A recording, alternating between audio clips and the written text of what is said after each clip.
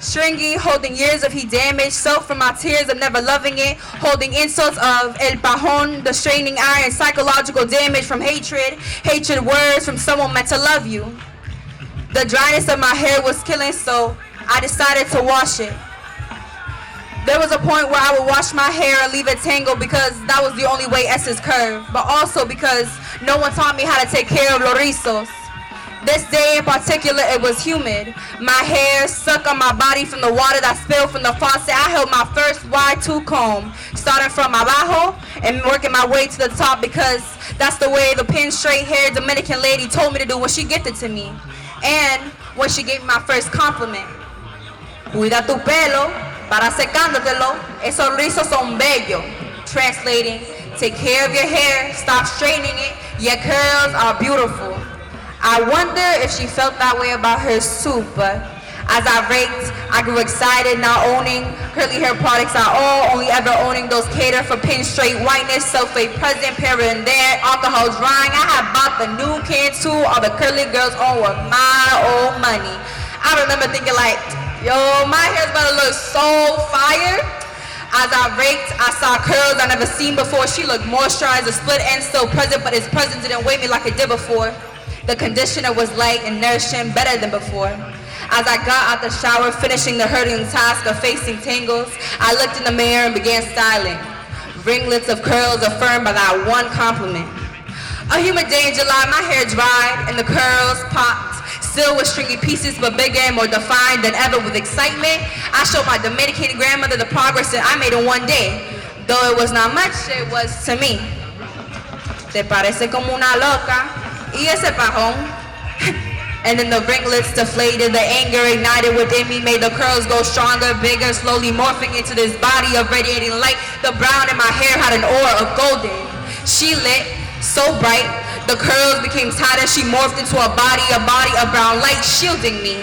My grandmother, flawed, accustomed to the Dominican affiliation to white beauty, my curls counted her. My curls morphed into a woman, she hugs me. Whispers of phrase to my grandmother, something too low for me to hear, but know that my pupils dilated from witnessing her beauty. She was still attached to my scalp, but I did not realize her beauty was my beauty. She touched my grandma. Her hair was similar to mine than before it morphed into before it was until anti-blackness got her hair. My hair hugs me again and my abuela smiles at me. Her curls belongs to hers and mine to me. And to me, we were now free. Thank you. Thank you. I'm gonna take these glasses off because I'm not gonna lie, they was coming off my face, but I hope you guys enjoyed that first one. This next one, honestly, it started off as a different poem. I never finished it. I came back to it and I feel like it honestly really talks about how I feel about the world today. I think right now there's a lot of things happening socially, politically, and I think as a community there's a lot of things that we're not really expected to really show up as. So this one never even got a title, but I hope you guys enjoy. Her brown skin found bleeding. Bleeding, tears and agony as she screams, and most times, if not all times, no screams, no tellings, no justice.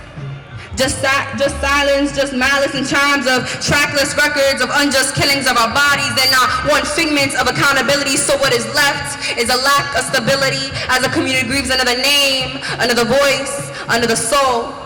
Injustice feels almost unattainable and losing hope feels like the most explainable, viable, livable option, but her brown skin is still found bleeding. Others are fleeing and becoming angry. Others find hope in the words they pray. But what do you do when you are the prey the white man seems to be looking for? And the chains that once gathered at the pains at our feet now feel the pain of generational poverty. A full hit to the knee as they tie our time down as we work hours. And our time of liberation doesn't seem like something we could call ours. But what if I told you to burn the word down? And to see late hours of the day, communities coming together like this, creating space, voicing their grievances, their oppositions, their trials and tribulations of touching adversity. Into spaces where we are not expected. The bandage feels like all we can do is hope they can stop killing us. but our blood is seeping through with tears and agony as she screams. Another name, another genocide, another delay, and another with their attempts to offend the billionaires that crave to get richer, so much richer that they take away our one enjoyment so we could really live in the misery. Yet her brown skin is still found bleeding. But the power is in our hands, and if I told you to burn the world down and do all that is not expected of us, would you? Thank you. Thank you. I appreciate y'all. Thank you. Alright. This next one, I had this like Tupac poem on my wall, and for like a minute it's basically in the case of my demise. And I think one of the things that really sticks with me, one of the lyrics that Tupac got is really like, they got money to feed a war, but then they got money to feed the poor. And so this one really comes down to how I feel, how I take my poetry, my art, and like really use them as seeds. And I really hope like anytime my word touches you, eventually it'll bloom into something. And I think that's really what art is, just seeds, hoping for it to inspire someone to start a revolution, to start a fire or something. So if you take anything away from this, it's really to let it bloom. And this is just called In the Event of My Demise, and this is just an ode to Tupac. In the event of my demise, I want you to remain kind. I want you to remain kind, effortlessly.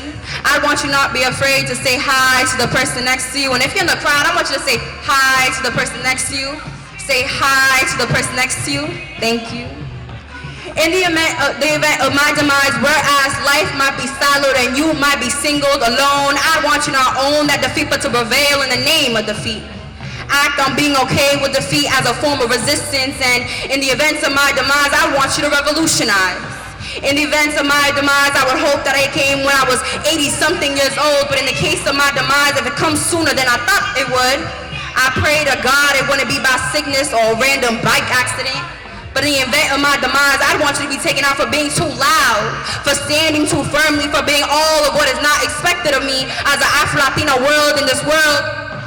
I want you to be taken out for pursuing education even when the lights are off.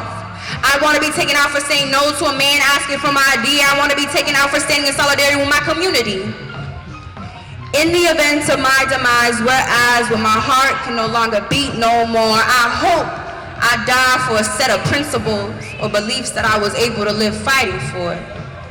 Because I do feel shadows that I do wonder how much I'll be able to accomplish legally.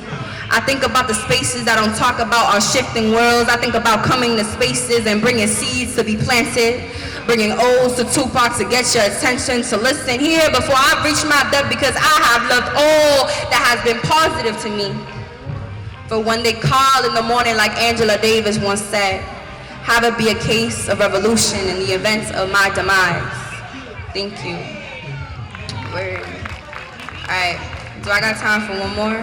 All right, word, one more. All right, this one is called Third Place. When I wrote this, I really felt like as a community, we were way too individualized. I felt like as a community, we were lacking that. Like, it didn't feel like a community anymore. And I'm not gonna lie, like, this kind of stuff has shifted. I think like right now our political climate has been calling for more efforts of community, and seeing things like BAMS Fest, seeing other conversations where we see Just Bookish holding like open mics every other week. Like, that's a sense of community that I really crave and I really live for. So this is called Third Place. I felt like a lot of time we were always on our phones. You can't really talk to the person next to you and feel like that's normal. And yeah, this is called Third Place. Back in the day, there was a place called the Third Place. The Third Place consisted of the coffee shop, the bodega, the library, and the park, and sometimes the vecina's living room. The third place was just a social zone to be at before your first and your second place, your home and your link to capitalism. But now, the third place consists of Instagram, sometimes Snapchat, mostly TikTok, and for my abuela, Facebook does the job for her. Now, the third place is becoming extinct, and in a blink, kids don't go to the park. They prefer to park themselves in a dark room with blue lights, and in a blink, The first place becomes a commodity of a home, ranking from an eviction letter because rent is too high now. The third place it desensitizes us from the mass killings and genocides as CEOs and politicians hide behind the closed doors of the new third place. And the world is moving on a pace of hashtag free Palestine, hashtag free Congo, hashtag. Yo, I'm really, really sorry. I kept my finger on the hashtag for too long. I'm hashtag so sorry for failing you.